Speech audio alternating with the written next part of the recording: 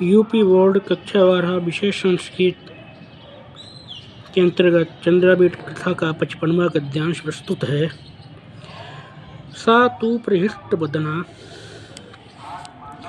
उस प्रसन्न मुख चांडाल कन्या ने तो सकर युगेन आदाय माम, अपने दोनों हाथों से मुझको लेकर के अर्थात उठा करके, आह पुत्रक, अरे पुत्र, प्राप्तो वसी, तुम मिल गए हो, इति अभिधानायव, ऐसा कहती हुई मनाक उद्घाटित द्वारे, थोड़े से खुले द्वार वाले दारू पंजरे, लकड़ी के पिंजरे में माम आक्षिप्त, मुझको बंद कर दिया, अर्गलिक द्वारा, और द्वार को अर्गला से सांकल से बंद करके, अत्रैव निर्भीतः तिष्ठ, शांतिपूर्वक यहीं रहो, इति बधाई, ऐसा कहकर तूष्णीम अस्थात मौन हो गई। अहम तू तथा संरुद्धा, उस प्रकार से बंद कर दिए जाने पर मैं तो चेतस अकर्मम, मैंने तो मन में विचार किया, अहो महासंकटे पतितो अस्मि, अरे मैं बड़े संकट में पड़ गया हूँ, फंस गया हूँ। सर्व एव अयम अनियत इंद्रियतस्य दोषः, यह सब कुछ मेरे अनियंत्रित इंद्रियों का दोष है। तत् सर्वाणि इंद्रियाणि एव नियमानि, अतः मैं अपनी सभी इंद्रियों को नियंत्रित करूं, इत निश्चित, ऐसा निश्चय करके, मौन ग्रहणम कार्षम, मैंने मौन धारण कर लिया। अथ च तथा तत्पश्चात, तया उसके द्वारा, स्वपाणि उपनीतेषु फल पानी आदिषु, तत्पश्चात उसके द्वारा अपने हाथों से लाए गए फल तथा पानी आदि से क्षुत पिपाशा उपशमनाय, भूख प्यास को शांत करने के लिए, अशन क्रियाम अंगीकृतवान, मैंने भोजन करना स्वीकार कर लिया। एवं अतिक्रामति काले, इस प्रकार से समय बीतने पर, एकदा एक बार, प्रभातायाम यामिन्याम, रात्रि में अर्थात रात्रि के अंतिम चरण में, प्रभात होने पर, उन्मीलित लोचनः, खुले हुए नेत्रों वाले, अद्राक्षम अस्मिन् कनक पंजरे स्थितम आत्मानम, खुली हुई नेत्रों वाले मैंने, अस्मिन् कनक पंजरे, सोने के इस पिंजड़े में, आत्मानम स्थितम, स्वयं को स्थित तथा स्वयं को बंद, अद्राक्ष देखा, द्राक्षम देखा।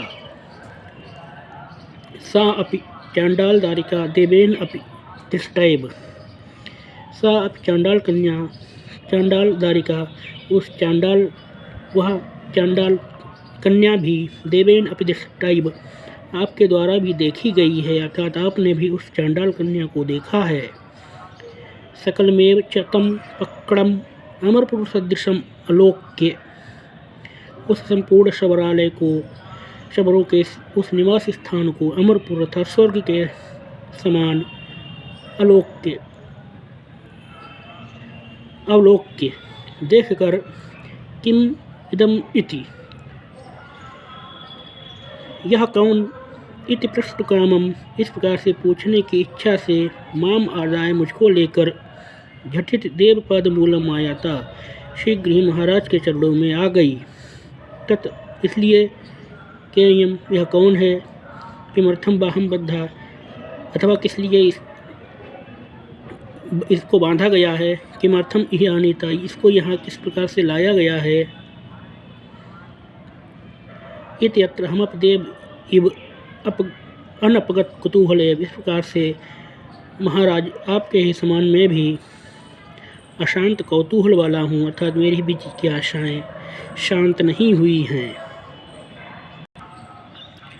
राजा तो तत्सुत्वा, राजा ने तो इसको सुनकर के, समुपजाता अधिक कुतूहल, बहुत अधिक कौतूहल उत्पन्न होने पर, तो आह्वानाय प्रतिहारी आदिदेश, उसको बुलाने के लिए प्रतिहारी को आदेश दिया। न चिरादेव प्रविश्य सा पुरस्तात् ऊर्ध स्थितै बभाषे, शीघ्र ही प्रवेश करके उसने अपने समक्ष खड़ी होकर के बोली, भुवन भूषण, हे संसार के आभूषण स्वरूप रोहिणी के पति, कादम्बरी लोचन आनंद कर, कादम्बरी के नेत्र को आनंदित करने वाले, सर्वस्य तु अय अस्य दुर्मतेः आत्मनश्च पूर्व जन्म वृत्तान्तः श्रुत एव। इस दुर्बुद्धि का तुम्हारे द्वारा यह पूर्व जन्म का संपूर्ण वृत्तांत सुना गया है। अहम अस्य दुरात्मनः जननी, मैं इस दुष्ट बुद्धि वाले की माता हूँ। तथा पितुः आज्ञा उल्लंघ्य, उस प्रकार से पिता की आज्ञा का उल्लंघन करके, वधू समीपम उपस्थितम एनम, वधू के समीप अर्थात अपनी पत्नी के समीप प्रस्थान करने वाले, एनम इसको दिव्यं चक्षुषा दृष्ट्या, दिव्य दृष्टि से देख करके, अस्य पित्रा इसके पिता के द्वारा अहम आदिष्टा, मैं आदेश दी गई हूँ अर्थात इसके पिता ने मुझको आदेश दिया है। अयम ते तनयः कदाचित् अस्यापि तृतीयक जाते अधस्तात् पतति, तुम्हारा यह पुत्र शायद इस पशु जाति से भी नीचे पतित हो रहा है। ततद्दाव इदं कर्म न परिसमाप्यते, अतः जब तक यह कार्य न समाप्त हो, तावदेनं मर्त्यलोके बद्ध्वा धारे, तब तक इसको मृत्युलोक में ही बांध करके रखो। तद अस्य विनयाय इदं विनिर्मितं मया, अतः इसके पश्चाताप के लिए मेरे द्वारा एक उपाय किया गया। श्रमम अधुना तत्कर्म परिसमाप्तम, अब यह संपूर्ण कार्य समाप्त हो गया है। शाप अवसान समयो वर्तते, अब इसके शाप अवसान का अर्थात शाप के समाप्त होने का समय है। शाप अवसाने च युवयोः समवेव सुखेन भवितव्यम, शाप के समाप्त होने पर तुम दोनों का एक समान सुख होगा अर्थात तुम दोनों एक समान रूप से सुखपूर्वक निवास करोगे। इति तत्समीपम आनीतो मया अयम, इसी कारण से मेरे द्वारा इसको आपके समीप लाया गया है। अत्रापि चांडाल जाति ख्यापिता तत्लोक संपर्क परिहाय है, और यहाँ पर जो मैंने अपनी चांडाली जात प्रदर्शित की है वह केवल लोक संपर्क से बचने के लिए की है।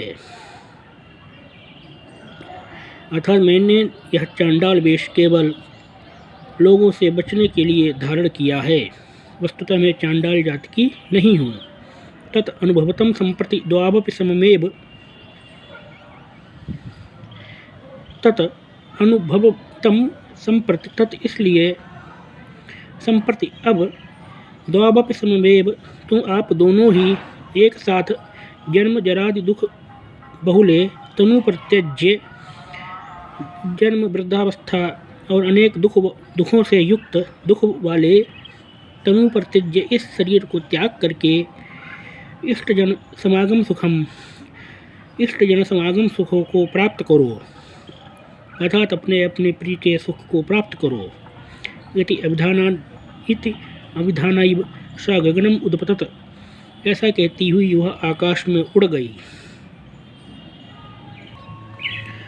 तस्मिन् एव च अंतरे, और इसी मध्य अर्थात इसी वार्तालाप के समय, दक्षिण अनिलम प्रवर्तयन, दक्षिण की वायु को प्रेरित करता हुआ, मनमथ उल्लासकारी काम को भी उल्लसित कर देने वाला, परावर्तत सुरभिमासा वसंत मास आ गया। तेन च पर्याकुलित हृदया कादम्बरी, उससे व्याकुल हृदय वाली कादम्बरी ने सायाह्ने स्नात्वा, सायं काल को स्नान करके, निवर्तित कामदेव की पूजा से निवृत्त होकर के, चंद्रापीडम सुरभित और सुशीतल जल से, चंद्रापीडम स्नपयित्वा भी, सुगंधित शीतल जल से चंद्रापीड को स्नान करा के, विलिप्य हरिचंदन का लेप लगा करके, पुष्प ही अलंकृत्य पुष्पों से सुसज्जित करके, भवाराद्रया दिशा प्रेम पुलकित दृष्टि से सुचिरम आलोक देर तक देख करके, निर्भरम कंठे जग्राह, उसको अपने गले से लगा लिया।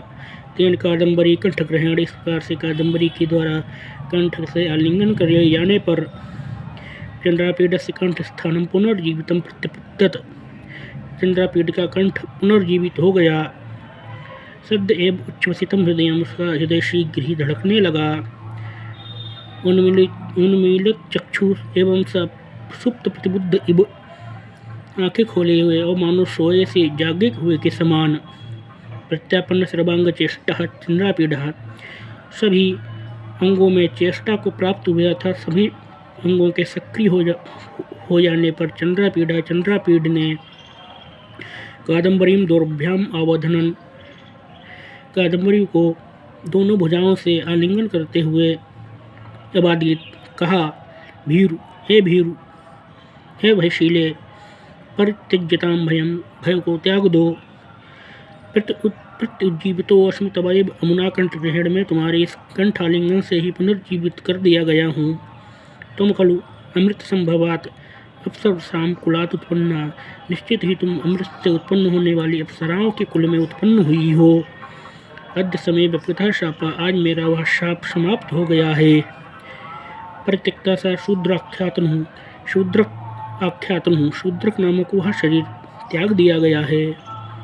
अपिच और भी प्रिय सख्या, अपिते महाश्वेता यह प्रियतमो मयेव सह विगशापः संवृत्तः, और तुम्हारी प्रिय सखी महाश्वेता का प्रेमी भी मेरे साथ ही शाप से मुक्त हो गया है। अभिधत्तेव चंद्रापीड शरीर अंतर्त वपुषि, चंद्रापीड शरीरधारी चंद्रमा के द्वारा इस प्रकार से कहते ही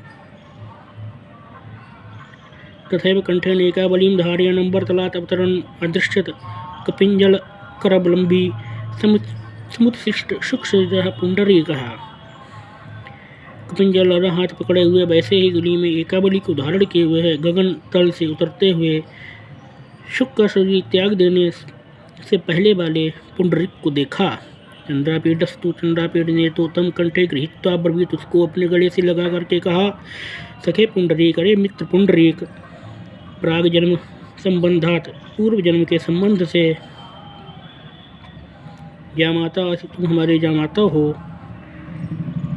हो, अनंतर जन्म आहितेन, बाद के जन्मों से संचित सौहृदयन, मित्र भाव से, मया सा वर्तितव्यम भवता, आपके द्वारा मेरे साथ मित्रता का ही व्यवहार किया जाना चाहिए, अर्थात आप मुझको अपना मित्र ही माने। अथ तत्पश्चात मदलेखा धावमाना निर्गत्य, मदलेखा ने दौड़ते हुए जाकर के मृत्युंजय मंत्र का जप करने से व्यग्र तारापीडस्य विलासवत्याश्च पादयोः पतित्वा तारापीड और विलासवती के चरणों में गिर करके देव दृष्टिया वर्धसे, हे महाराज, आपका सौभाग्य है। प्रत्युज्जीवितः युवराजः समं वैशंपायन के साथ युवराज पुनर्जीवित हो गए हैं। इत उच्चैर जगाद, ऐसा उच्च स्वर से कहा।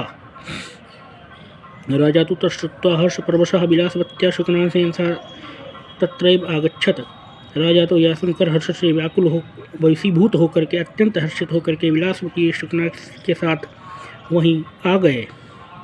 चंद्रापीडस्तु पितरम आलोक्य, चंद्रापीड ने तो पिता को देख करके चरणयोपत, उनके चरणों में गिर पड़ा था, उनके चरणों में प्रणाम किया। सातु सत्तर अपवृतः तथा प्रणवतम उन्नमय तम तारापीडो अभ्यधात,